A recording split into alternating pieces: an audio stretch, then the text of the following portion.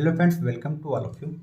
तो जैसा कि अभी तक हम लोग इंग्लिश ग्रामर के अंतर्गत पैसिव वॉइस को पढ़े थे, और पैसिव वॉइस में हमने जो बेसिक रूल्स थे और जो स्पेशल काइंड्स ऑफ रूल्स थे, अलग अलग तरह के वाक्यों को, जैसे कि वाट से शुरू हो जाए, हु से शुरू हो जाए, होम से शुरू हो जाए, ऐसे वाक्यों को कैसे पैसिव में चेंज करते हैं, ये नियम मैंने बता दिया है। साथ ही साथ मैंने यह भी बता दिया था कि कब हम लोग प्रीपोजिशन बाय की जगह एट, विथ, टू या इन का प्रयोग कर सकते हैं। तो ये सारे नियम मैंने बता दिया था जो आ रहे थे असर्टिव और इंट्रोगेटिव के अंतर्गत। तो हमारे पास एक टॉपिक बचा हुआ है पैसिव वॉइस के तहत, तो वो क्या होगा, passive voice of imperative sentence. यदि हमारे पास दिया गया सेंटेंस क्या हो जाए, इंपरेटिव सेंटेंस हो जाए, तो ऐसे वाक्यों को कैसे पैसिव में चेंज करेंगे। तो इसके लिए मैं आपको यहाँ पर 3 ऐसे रूल्स बताऊंगा जो बहुत ही ईजी होंगी, बहुत ही सही, बहुत ही आसान तरीके से बताऊंगा कि अगर क्वेश्चन एग्जाम में आ जाए तो आप डेफिनेटली इन रूल्स की सहायता से उन क्वेश्चन को पैसिव में चेंज कर सकेंगे और डेफिनेटली मार्क सिक्योर कर पाएंगे। तो चलिए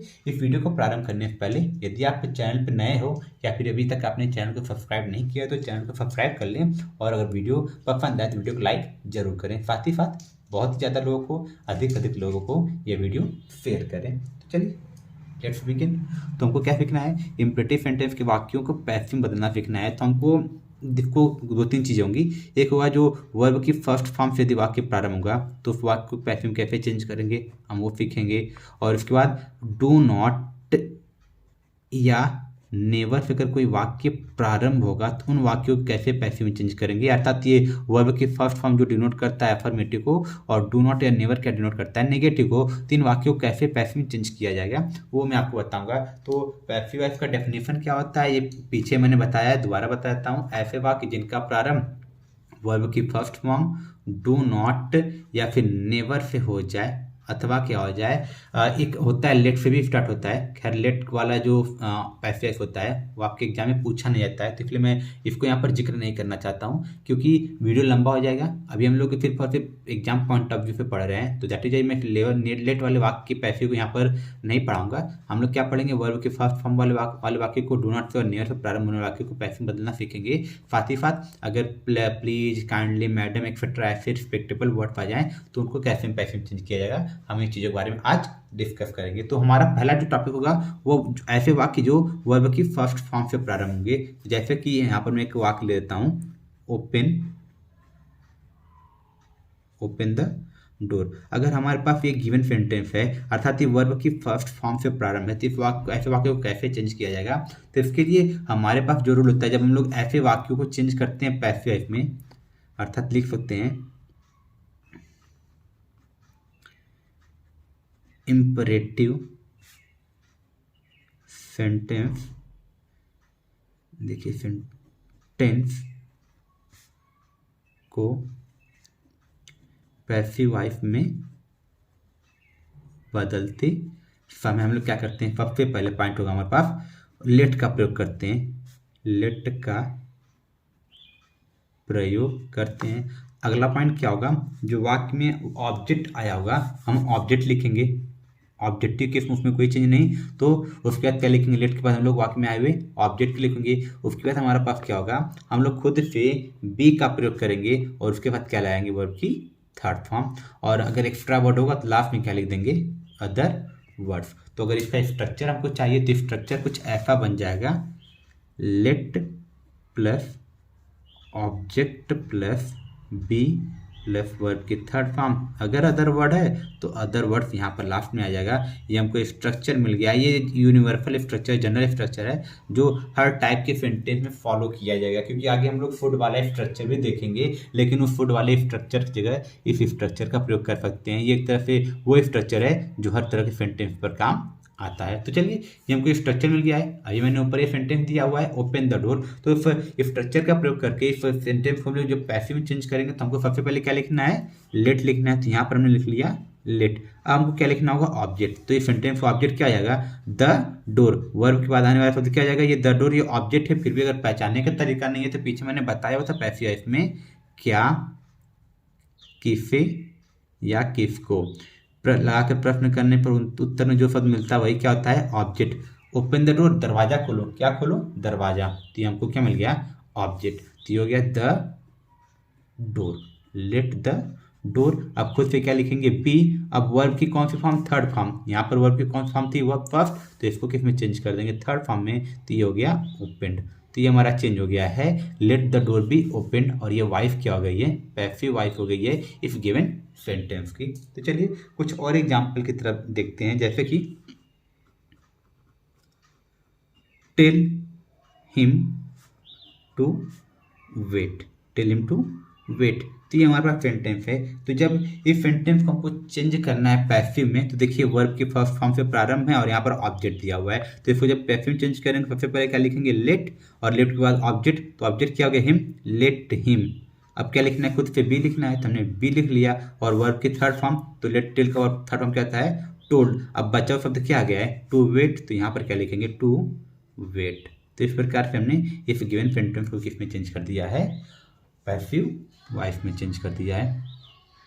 अब क्या कंडीशन होता है, यदि जो दिया गया वाक्य हो उसमें आज्ञा का भाव प्रकट हो।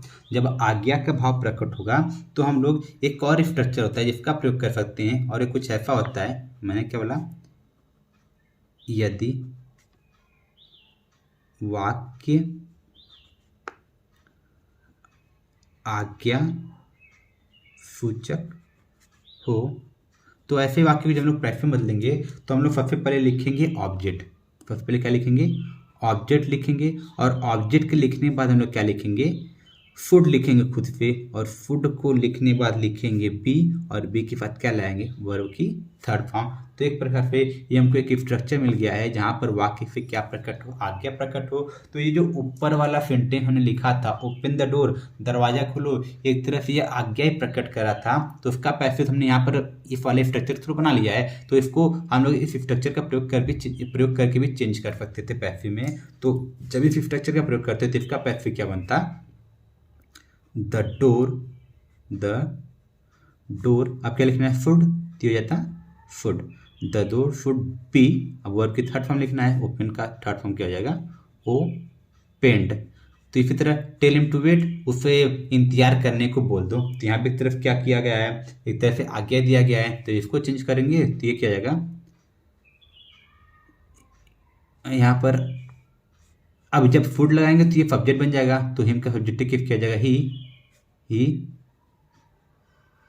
Should be wait, he should be told, क्योंकि यहाँ पर वर्ब क्या था, टेल था, तो टेल का थर्ड फॉर्म टोल्ड होगा, he should be told to wait. एक और एग्जांपल देखना चाहते हैं तो एक और एग्जांपल देख लीजिए। यहाँ पर मैं आपको एक और एग्जांपल बताता हूँ, जैसे कि हमारे पास एक एग्जांपल है, पोस्ट दिस लेटर। तो यहाँ पर हमारे पास देखिए गिवन सेंटेंस क्या है, यहाँ पर वर्ब की फर्स्ट फॉर्म से प्रारंभ है, तो ये सेंटेंस क्या बन गया, इम्परेटिव। तो इसको जब पैसिव में चेंज करेंगे तो इस लेटर को पोस्ट कर दो, तो ये भाव प्रकट कर रहा है ऑर्डर का। तो जब ऑर्डर का भाव प्रकट करेगा तो ये स्ट्रक्चर प्रयोग कर सकते हैं, और ये मैंने बोला कि ये एक तरह से जनरल स्ट्रक्चर है जिसका हर जगह प्रयोग कर सकते हैं पैसिव बनाने के लिए इम्परेटिव सेंटेंस का। जब इसको चेंज करेंगे तो ये क्या जाएगा, पहले स्ट्रक्चर से ऊपर वाले स्ट्रक्चर की सहायता क्या जाएगा, लेट, उसके बाद object this letter, let this letter be, और पोस्ट का थर्ड फॉर्म पोस्टेड, और ये आज्ञा सूचक है तो इसलिए ये वाला स्ट्रक्चर ही फॉलो कर सकते हैं। तो इसमें क्या जाएगा, ऑब्जेक्ट क्या है, दिस लेटर, तो हो जाएगा दिस लेटर। अब जैसे हमने दिस लेटर लिख दिया, अब क्या लिखना होगा, फूड लिखना है, तो यहाँ पर क्या लिख लेंगे, food, let this letter food be posted. तो हो गया इसका तरीका चेंज करने का। अब ये तो बात हुई वर्ब के फर्स्ट फॉर्म से प्रारंभ होने वाले वाक्य की। यदि वाक्य का प्रारंभ किससे हो जाए, डू नॉट या नेवर से, यदि वाक्य का प्रारंभ डू नॉट या नेवर से हो जाए, नेवर से हो जाए, जब हम लोग ऐसे वाक्यों को पैसिव में चेंज करेंगे तो वहाँ पर हम लोग यूज करेंगे सबसे पहले लेट का, उसके बाद ऑब्जेक्ट लिखेंगे, उसके बाद क्या लिखेंगे हम लोग, नॉट या नेवर, क्या लिखेंगे, नॉट, अगर डू नॉट होगा तो नॉट लिखेंगे, अगर नेवर होगा तो क्या लिखेंगे, नेवर लिख देंगे, और नेवर लिखने के बाद हम लोग क्या लिखेंगे, नेवर लिखने के बाद हम लोग लिख देंगे बी, प्लस करके बी हो जाएगा, और लास्ट में वर्ब की थर्ड फॉर्म। तो ये स्ट्रक्चर फॉलो करेंगे। तो देखिए करना कुछ नहीं है, जहां पर हम लोग बी जोड़ रहे थे उसे बी से पहले क्या जोड़ देंगे, नॉट या नेवर जोड़ देंगे, डू नॉट या नेवर वाले केस में। अगर डू नॉट होगा तो हम लोग क्या जोड़ेंगे, नॉट जोड़ेंगे, और यदि नेवर होगा तो नेवर को यहाँ पर पूरा ऐड कर देंगे। तो देखिए एक एग्जाम्पल के थ्रू बताते हैं, जैसे do not kill the bird, do not kill the bird. तो जब ऐसे वाक्य को चेंज करें, देखिए यहाँ पर डू नॉट से प्रारंभ हो गया है, तो हम लोग सबसे पहले लेट लिखेंगे, तो ये हो गया लेट। अब क्या लिखना है, ऑब्जेक्ट, ऑब्जेक्ट क्या मिल जाएगा, the bird, let the bird. तो देखिए हमने लेट लिख लिया, ऑब्जेक्ट लिख लिया। अब क्या लिखना है, नॉट या नेवर में से, तो डू नॉट से प्रारंभ है, तो यहाँ पर क्या आ जाएगा, नॉट आएगा, और नॉट के बाद क्या जोड़ देंगे, बी। अब क्या लिखना है, वर्ब की थर्ड फॉर्म, तो वर्ब क्या है, किल, और किल की थर्ड फॉर्म क्या आती है, किल्ड। तो इसी प्रकार यदि एक एग्जाम्पल हम लोग और ले लें, नेवर टेल अ लाई। जब इस सेंटेंस को हम लोग पैसिव में चेंज करेंगे, तो देखिए एक बार किससे प्रारंभ है, इस बार इसका प्रारंभ हुआ है नेवर से, तो फिर से किससे लिखेंगे पैसिव बनाते समय, लेट, लेट हो जाएगा, ऑब्जेक्ट क्या हो गया, अलाई, लेट अलाई। अब क्या लिखेंगे खुद से, नेवर। देखिए ऑब्जेक्ट फॉलो कर रहे हैं, लेट हो गया, ऑब्जेक्ट हो गया, अब नॉट या नेवर, तो नेवर से स्टार्ट हुआ है तो नॉट नहीं आएगा, नेवर आएगा, तो यहाँ लिखेंगे नेवर। अब बी लिख कर वर्ब की थर्ड फॉर्म, और टिल का थर्ड फॉर्म क्या होता है, टोल्ड। तो ये हो गया passive voice if given sentence का, और ये ऊपर वाले का था। तो ये हो गया नेवर वाले वाक्य का पैसिव वॉइस इस केस में।